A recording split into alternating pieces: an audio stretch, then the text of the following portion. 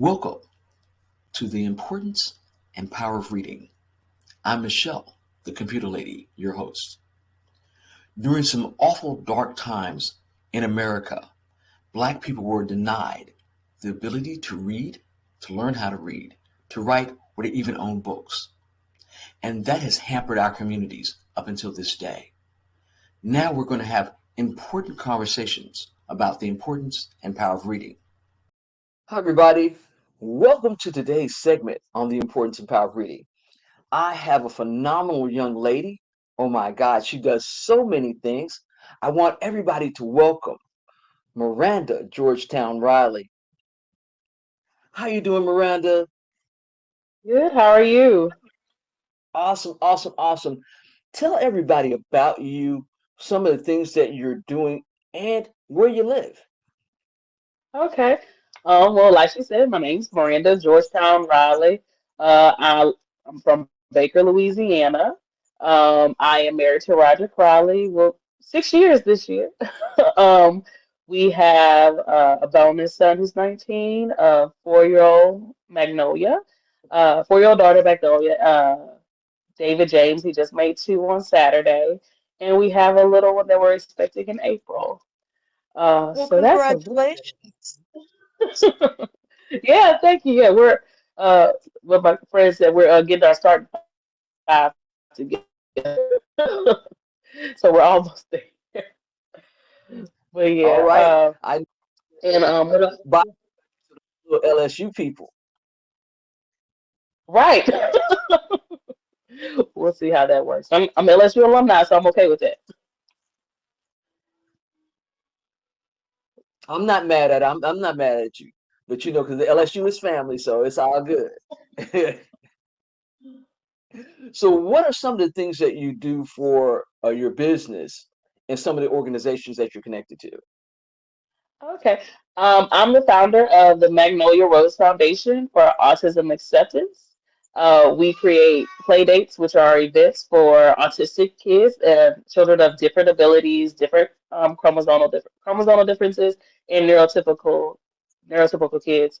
We bring them together in a fun and safe environment to learn about each other's differences, and they just play and have fun. And parents see their children blossom and grow, and they realize that their kids can do way more than society has limited them as far as their ability to do. And because kids are going to be kids, so it's just a fun event, and it helps parents as well. Oh, that's amazing. That's outstanding because there's so many kids when we talk about on the spectrum that don't get the attention or don't have the village around them. So, this is awesome work. Now, what do you do in your business? Well, I am a cosmetologist by trade, so I specialize in locks, and I also do makeup. That has taken, I guess I would say, a backseat to the foundation. I always joke and tell people that I've given myself a full-time non-paying job with starting a nonprofit. We are a 501(c)(3), and we're moving into our third year come January. And I didn't realize how much of the need there was in the community when I started this. And now that realization or that just whim of me starting it has become a full-time uh, job and purpose and mission in my life. And I'm enjoying this journey. That is awesome. That is absolutely amazing. And thank you for the work you do. I have a godson that's on the spectrum, and I've been helping him since he was about 7 years old. And so to see them blossom and come to their own, and then to work towards independence, that's a great thing. And so what you're doing is absolutely stupendous. And I really, really appreciate the work that you're doing. I appreciate you coming here today. Thank you. Now, Miranda, got a couple of questions because you're a mommy. Yeah. When did you start reading books? What age? Do you remember? No, I don't.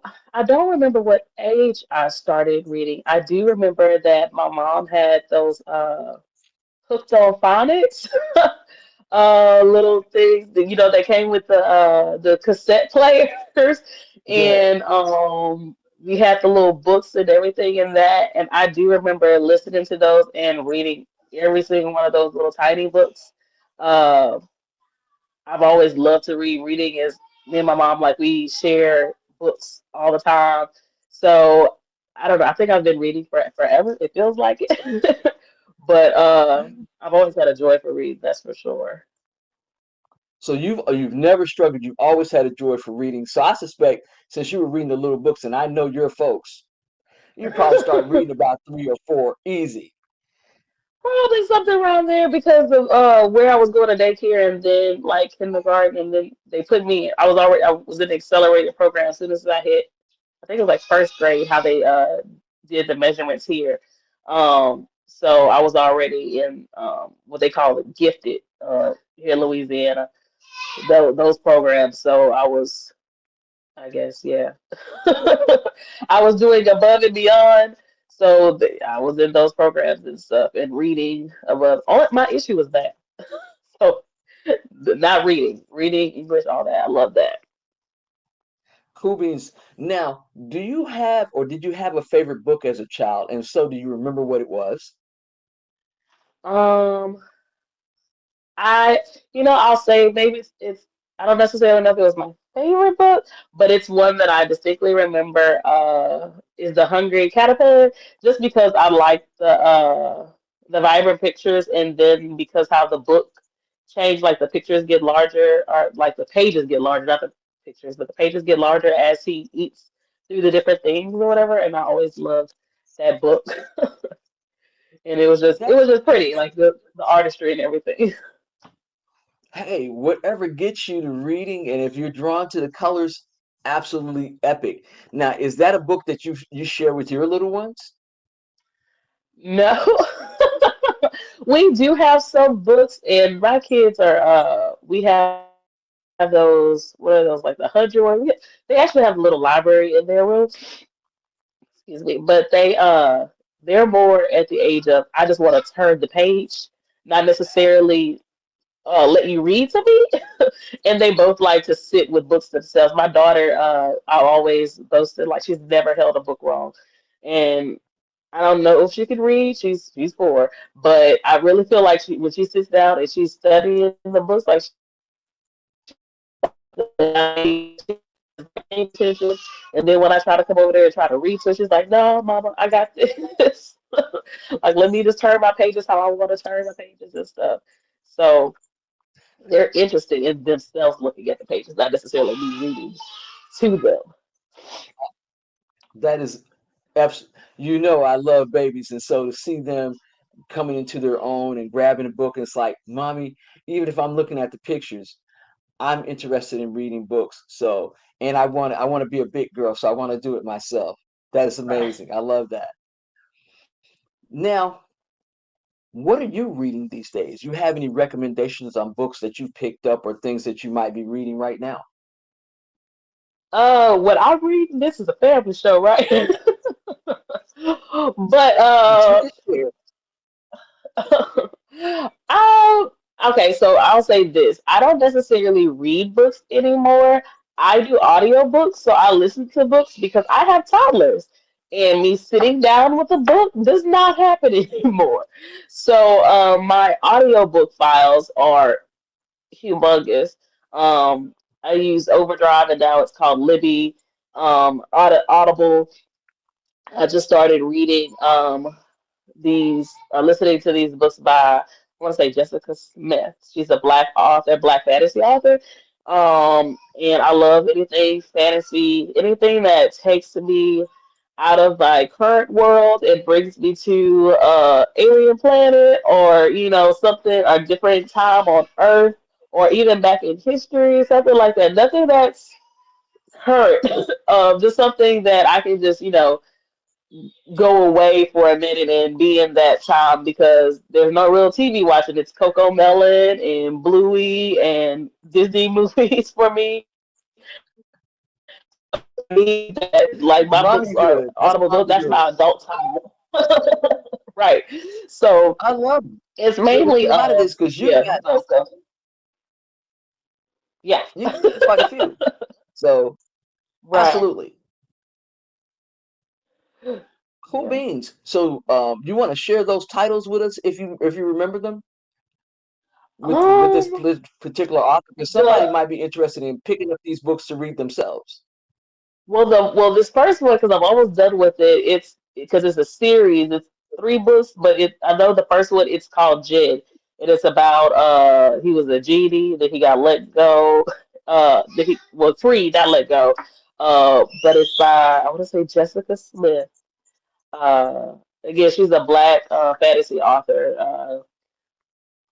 She doesn't have too many books on Audible, but she has a lot of different books, and she also does like interracial uh, books as well. But I just like it because they have the black fantasy author. Most authors that you do that you listen to or read when it comes to fantasy, it's always Caucasian characters.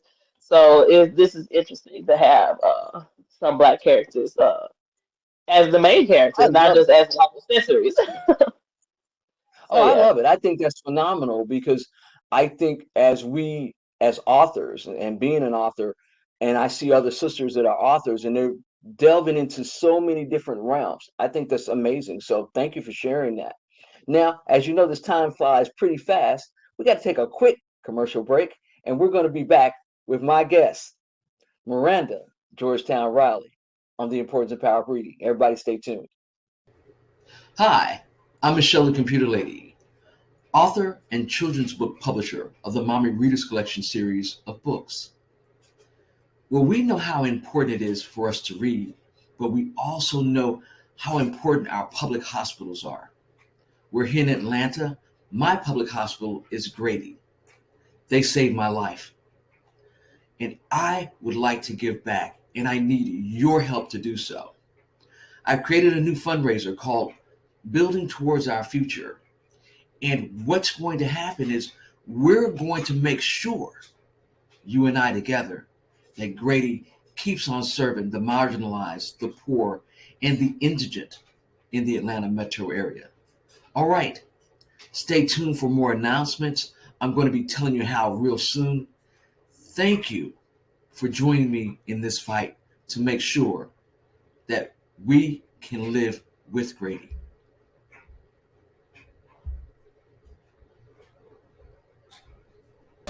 Since 1877, Jackson State University has been training students for a life of service and leadership to impact our global society. Ranked among the best HBCUs in the country, Jackson State University offers 47 undergraduate, 37 master's, 1 specialist, and 13 doctoral degree programs. Whether you're interested in the arts, education, public health, the sciences, or business, we're here to take you from ready to JSU ready. Visit jsums.edu and apply today. Hi, everybody. Welcome back to the importance and power of reading. We're having a rousing discussion with this wonderful, phenomenal sister, Miranda Georgetown Riley, as we talk about how, number one, some of her favorite books, Black authors, and then we're getting into this reading journey. Now, who was your major influencer in your reading journey? Was it mom? Was it dad? Was it the village? Because I know you got a plethora of cousins. So, Right. who spurred your love of reading? It was definitely my mom. My dad does a lot of reading too, but he's more the history buff and the like a real time thing going on type of reading. And my mom, she's more into, like what I like, the not fantasy or historical dramas and stuff, and something to just get you away from the reality that you're in now. But her love for reading really, I guess, sponsored my love for reading because she encouraged it. When the book fairs would come around at school and stuff, I was like always have the little magazine, the little pamphlet they gave you, and I'm circling all the books that I wanted and stuff. She's like, "You get one," because I would sit up there and I want all of them. But she did indulge me as I got older and would purchase different series for me and stuff. But definitely my mom. Because it was something that we had in common. We could just sit in the living room or sit in her little she should and read together. So yeah, it's always good time. I love it. I love it. I love it. Because there's nothing like being able to sit down and get a quiet moment and read your favorite book or read or find something, a new adventure. And I know as a busy mommy and then running a foundation, that can be difficult. And that's why you mentioned having the audiobooks. And I do audiobooks, especially when I'm traveling, because, well, I read a lot of technical manuals. I'm in IT, but it's just a way to get information in. And then if I need to go back to the book, I normally have both copies. I'll have an auto copy and then I'll have a hardback copy. That way, sometimes you just miss things when I don't see them. So, really salient points here. Now, as a professional, how has reading helped you in your career and in your business? Well, in my career, I would say I did teach for about 4 or 5 years. I taught high school, and reading was important. Then and then able to, I feel like if you the more you read, the better you're able to hold conversations with people, and then you're also introduced to more language. So you have, so when people, I always like, because when you're reading and there's like a new word, I'm a person who, goes to look it up, like, what does that mean? Instead of being in conversations with different people and they're saying stuff and it feels like it's going over your head or whatever, I feel like the more you're reading, and even though my stuff is just fantasy, but even the more you're reading, the more you're understanding, the more language you're developing, the more you're able to hold conversations with different people, the more you're able to adapt to different situations just because you have that already stored in your brain. You don't realize how much you're actually picking up from just reading or listening to books or whatever. Um, and it's helped me because now, I mean, I talk to people all the time. My degree's in communication studies, so that was one of the influences, but it was having to read all the different stuff for school, having to prepare that, having to talk, doing a lot of speeches and stuff. And so that helps me a lot with what I have to do. I'm standing up and talking to parents, caregivers, providers all the time. So I just feel, I guess, I don't know. I'm ready for what I have to do. Reading has prepared me for the different things, the different challenges that I've faced in life. It's helped a lot. I'll say that. Amazing. Now, as an educator, how did you help your kids, especially kids that struggle with reading? What are some of the things that you were able to do? Or because I know even in high school, I know that some kids struggle. Did you run across any of that? Well, not necessarily because even I know I said I didn't like math, like talking about, but I taught math for those like 4.5 years. And it was but I like the math that I taught was I say was easy because it was formulas. So it was algebra 1, algebra 2. We did some remediation math, and financial math as well. So it wasn't necessarily having to read, but it was more of a memorization thing for helping kids learn how to memorize stuff to, pass those standardized tests and everything. But mainly, just encouraging kids to do what they needed to do in their classes and stuff, and in my class, and just making sure that they were prepared and that they would pass. So, I mean, but you always face challenges with kids, but I don't think it's what I had to deal with is nothing like what kids are teachers are having to deal with now. Because I would say I taught that had to be around 2014, so that was about 10 years ago. Um, yeah, about 10 years ago, that I was teaching, and now, with COVID happening and everything, I know people are behind with their reading and stuff. So I know it's nowhere near what I had to deal with just some, coming around and just helping some kids, like, okay, this is what we're doing, but nothing how some kids are behind now. So at least I didn't have those challenges. Wow, and that's good. And so you taught math, but you're ambivalent about math. I love Right. math and science. Because when you talk about teaching algebra, a lot of people hear the word algebra and their mind just goes, no. But it's just But equations. That's all it is. It's like if you memorize the equation, you got the answer. You just got to follow the directions.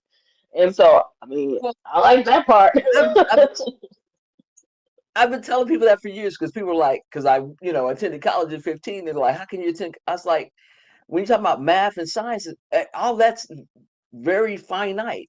The formula is the formula. If you're using the right Exactly. formula, you're going to get the right answer. But I love it. I love it. I love it. Now, how important is having a dictionary and access to reading materials for you and your children in your home? I don't have a dictionary in my home, but I do have the app. Well, I don't necessarily know if it's important, I guess, right now for my kids per se, because they are 4-1 or 4-2, because he just made two on Saturday, so I gotta say that now, 4-2. And but I use the thesaurus all the time because I'm constantly having to do marketing um put out marketing for the foundation, and I don't want to always use the same words over and over. So I do look up words all the time. Or, when you're trying to find that, it's like a phrase that you want to say, but you don't want to sound Redundant. simple and redundant. Yes, the word redundant. So he's like, okay, so how do I say this, but in a different way or whatever? So I do constantly use the thesaurus and possibly the dictionary too, because like I said, I am a cosmetologist by trade. This nonprofit world is something completely new to me. I've been taking classes to understand the whole nonprofit world, and it has helped tremendously. But sometimes when I'm sitting in those classes, a lot of things go over my head because I'm like, what are y'all talking about? Especially when it comes to taxes and all that. But I'll look things up to to figure it out and to understand about what they're saying and about the rules and stuff that you need for the nonprofit. So I would say definitely Google is my friend, and like the thesaurus and just using those tools that are in hand so you can understand different words and stuff and the information that you're reading, because I'm constantly learning new things, especially with this foundation. Well, I love it. I love it because learning new things helps to make us well rounded and diverse in what we do. Well, Miranda, you know what time it is. We got to take another little commercial break. We're going to be back with my guest, Miranda Georgetown-Riley, as we talk about the importance and power of reading. Stay tuned. I would like to teach you 8 ways to get paid. Have you been worrying or in your head about AI and what it's going to do to the industry or what it's doing to jobs? Well, as a computer repair technician, as an analyst, as a specialist, that's not something that you'll have to be concerned with. Number one, by 2025, there are going to be over 25 billion devices in use. That's right, 25 billion with a B. And there's always going to be someone that needs an upgrade or repair, maintenance, because every 7 to 10 minutes, a device is getting broken. So that means you have cell phones, tablets, workstations, desktop, laptops, servers, and printers that will have to be maintained. And there's a myriad other ways to make money in this industry that will not let AI take what you have. Really, it won't let AI take what you have. Instead, you can be in an industry that is AI proof. Come to Cellbotics and let me teach you 8 ways to get paid. Watch the Pick TV network on Roku, channel 1000. Are you a company, business, or service that believes in social responsibility? Would you like to make a positive impact?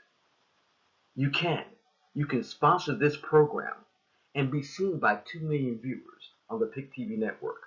Call 770-367-1268 for more information today.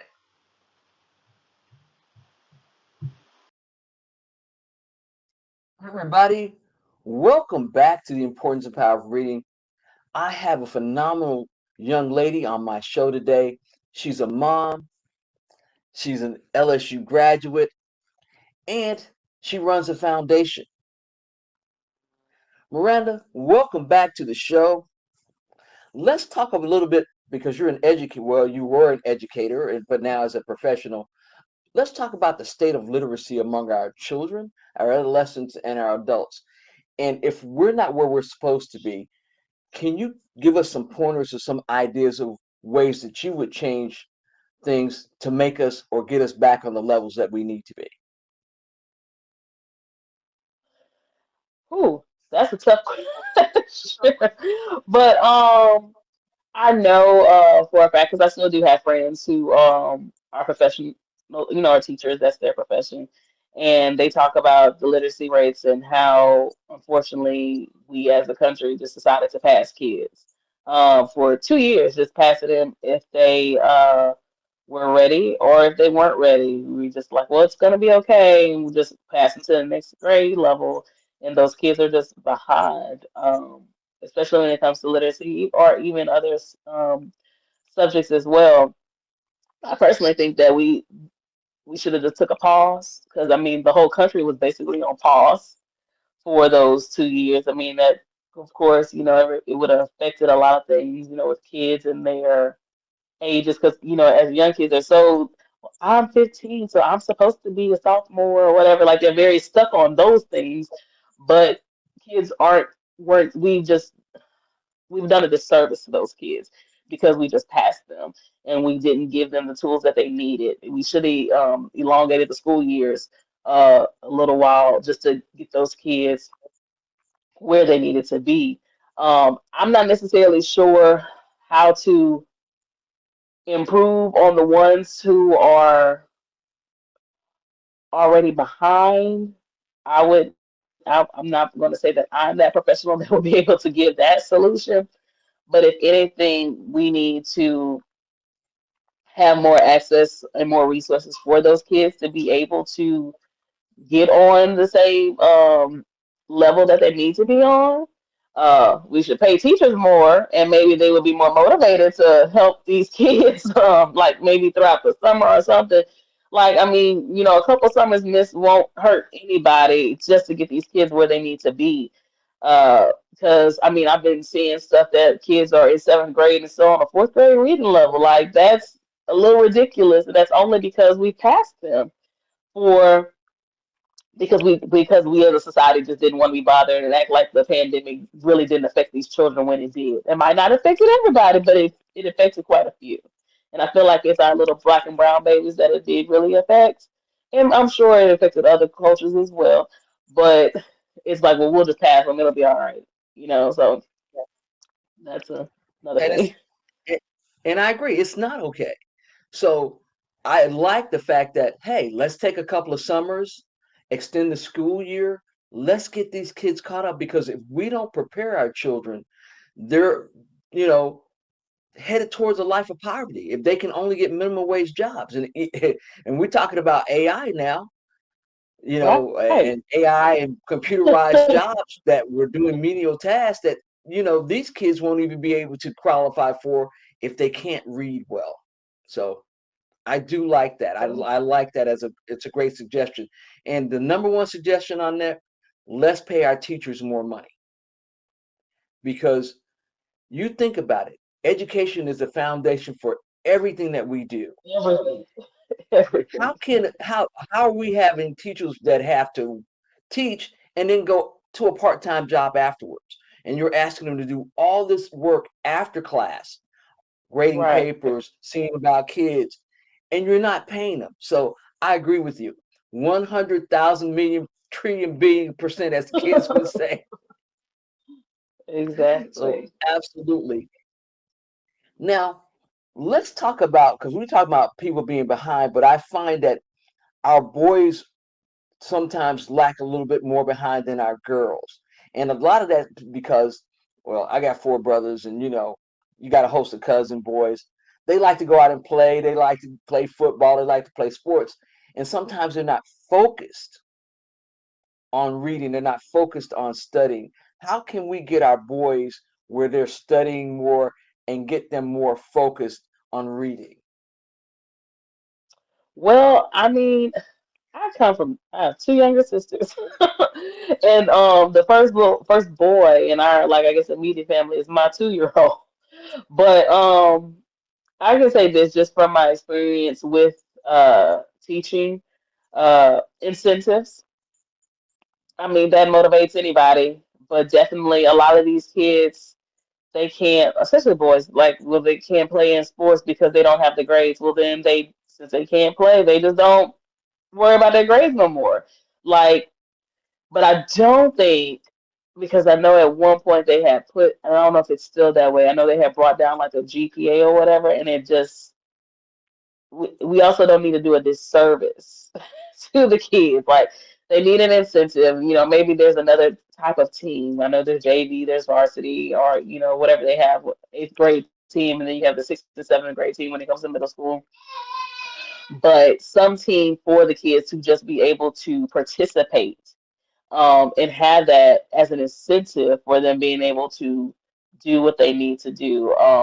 More clubs where adult men are involved and are motivating these young men to do what they need to do. Like, hey, look at me. I have a career I'm an engineer. I'm a mechanic or something. Giving these kids incentives to show like you can do more than stand on a corner or just play video games. You can do more with your life, you know. And sometimes, and then a lot of kids, just because I'm in that realm of people with exceptionalities and special needs, they they have undiagnosed issues, and our little boys are diagnosed. They might be dyslexic, ADHD. Those things are all factors when it comes to reading, when it comes to learning. And those kids might not might all, but are oftentimes labeled with behavioral issues when it's a learning disability and they're acting out because they're not receiving the resources that they need. So if we start diagnosing our kids correctly and not just think, oh, he's just a bad little boy, maybe that bad little boy really can't see what's on the paper in front of them. So, And I mean, just things like that. The labels we're giving our kids and make sure that they're the correct label. I I totally agree with that because I'm an instructor, and I had one gentleman come in, and I'm seeing him do things, and I'm looking at his hands movement, and I'm like, he's plugging in stuff wrong. And I go back and get because I always keep extra glasses, magnifiers, because we're working on equipment, and I give him a set of magnifiers to put these on because I don't think you're seeing very well. He put them on. It's like, oh, this made the difference. I'm like, you've Yeah. been here a half a day, and you're telling me as an adult you don't recognize you're not seeing. And so a lot of times it's the unconscious part of it. That's why I like what you said. Let's make sure we're testing our kids. We're making sure that we're assessing them correctly so we can get them the assistance that they need, especially our little boys, so they read well. Because kids aren't bad. They act out when they don't know how to respond to certain stimuli or certain situations because they don't have the words, or they might feel that they can't ask the questions. So, very good. Thank you so much for that. Now, I talked a little bit about AI, but let's talk about STEM. When I talk about STEM, science, technology, engineering, and math, and even you talked about, having male role models or having people, women and men, that are in sciences, that are in engineering, that are in these other fields and getting our kids exposed. How can we not only give our kids exposure, but get them to want to learn these particular subjects in order for them to grow their societies and to be successful as adults? Well, I know this as a motivator for my bonus son. He's 19. He works at a plant, and his motivator was the money.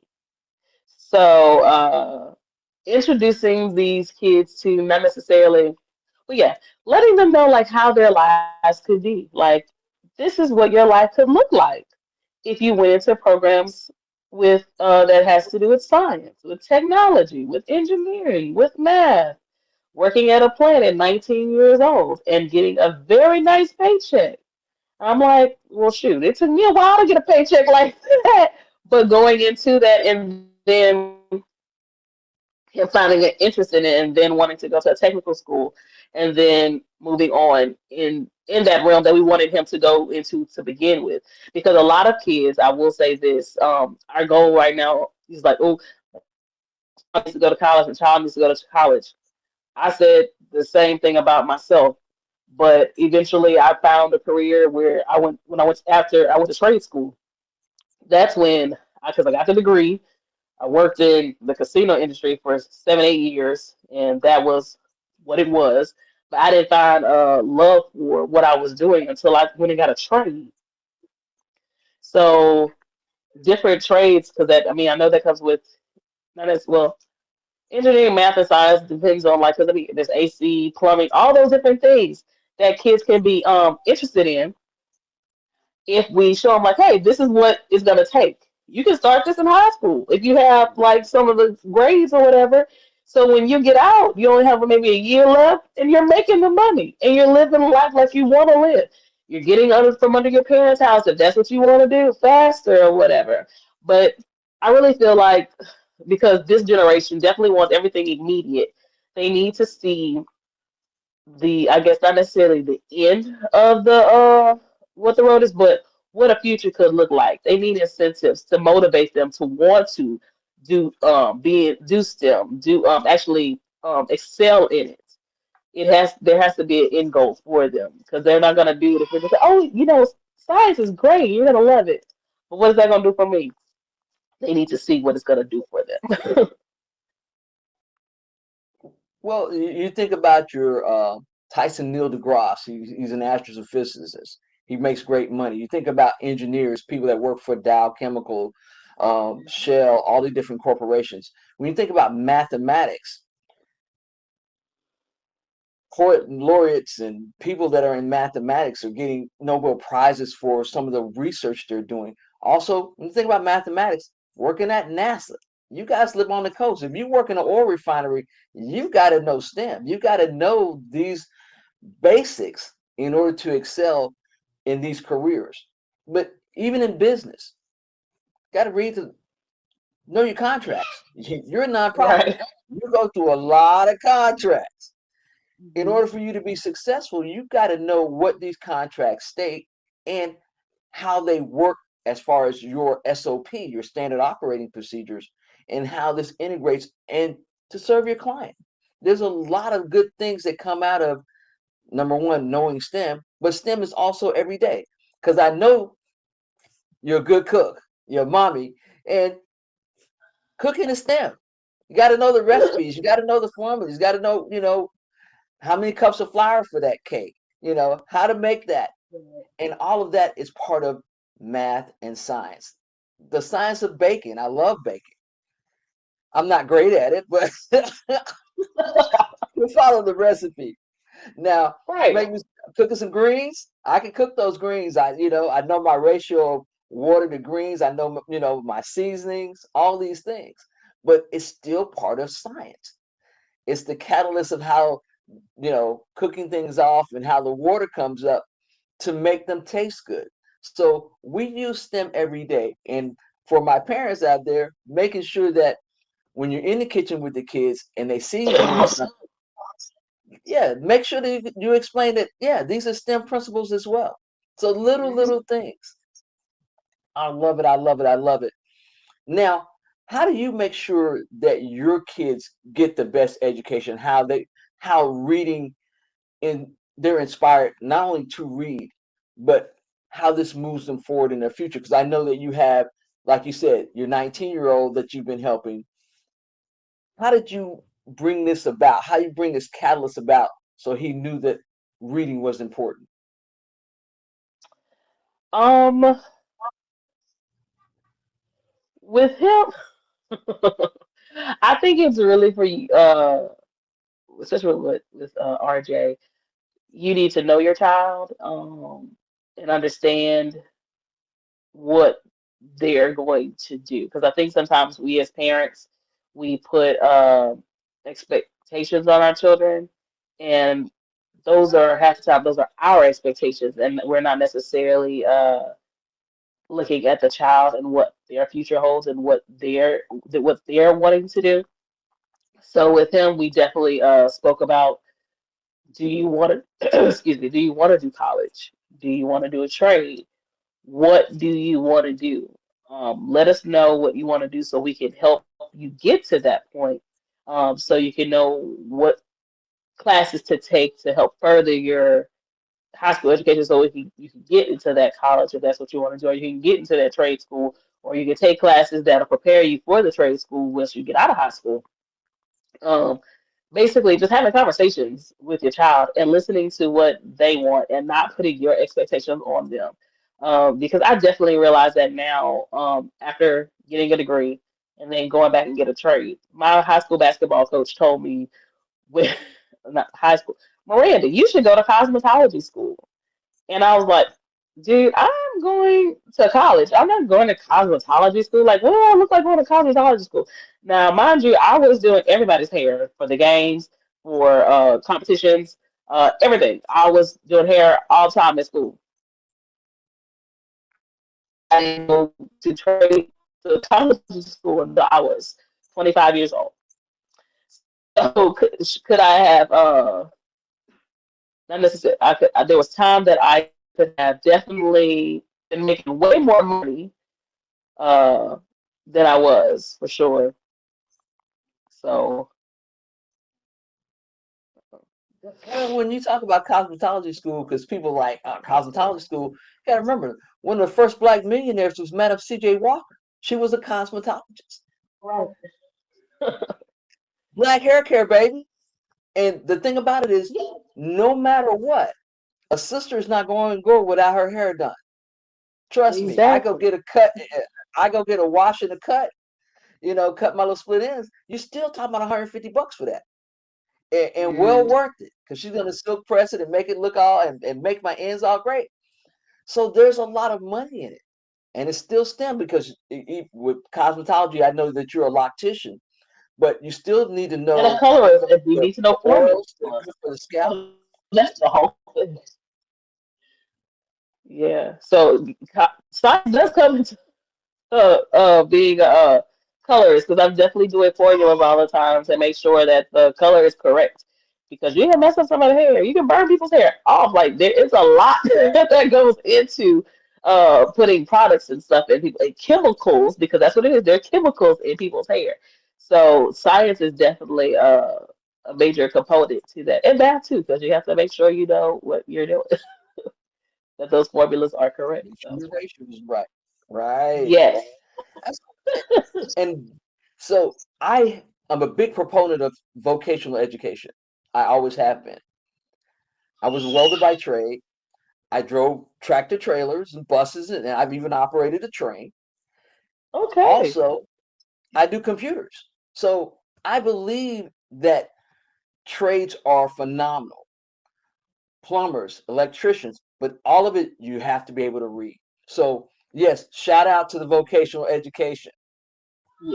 That's what has always made our community stronger. It's nothing wrong with secondary or graduate school or colleges and university.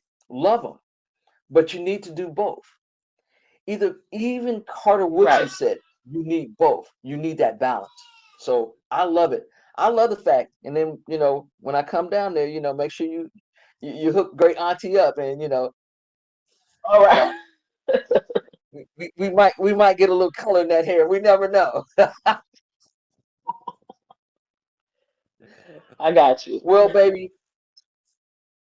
look, Miss Miranda, this has been amazing. I love you guys. I love that you're a new mommy. Thanks for sharing that. And I thank you for all the work that you're doing. Do me one favor. If people want to donate to your foundation, how can they find you? Let everybody know. So, if you want to donate to our foundation, you would need to go to Magnolia Rose Foundation betterworld.org, and our donation page is on there. Okay? So everybody, I'm going to have it down in the comment sections where you can go and donate, because Miranda's doing amazing work for our kids that are on the spectrum. She's helping parents and uplifting our communities. Miranda, tell them one more time where they can go and donate, please. That is Magnolia Rose Foundation dot betterworld.org. Cool beans. Miranda, thank you so much for blessing us with this interview. Congratulations on the baby. Oh, you just blessed my soul. I love what you young folks are doing. We got to have you back on. We'll talk about some other things. Thank you, thank you, thank you so very much. Sounds good. Of course, thank you. So there you have it, everybody. There's so many small ways that we can integrate STEM into our life. We can integrate STEM and know that reading's going to get us there. The reading journey, some people start late, some people start early, but wherever you are, whatever you do, always know there's importance in words, there's power in words, and as long as we know the importance and power of reading, we can uplift our communities. I'll see you next week. You know what's going on in our society, book banning, and over 38 million children don't have books in their homes. Join me for some exciting segments as we talk about the importance and power of reading with my guest, PhD candidate from Rowan University, Ashley Foyer. Pick Television, the new face of Black. We have a wonderful author spotlight. It's a chance for you to get your book or publication seen by over 60 million subscribers on Roku television. We're the new face of Black television. Pick TV on Roku. Welcome to the new face of being in the Black. Pick Television.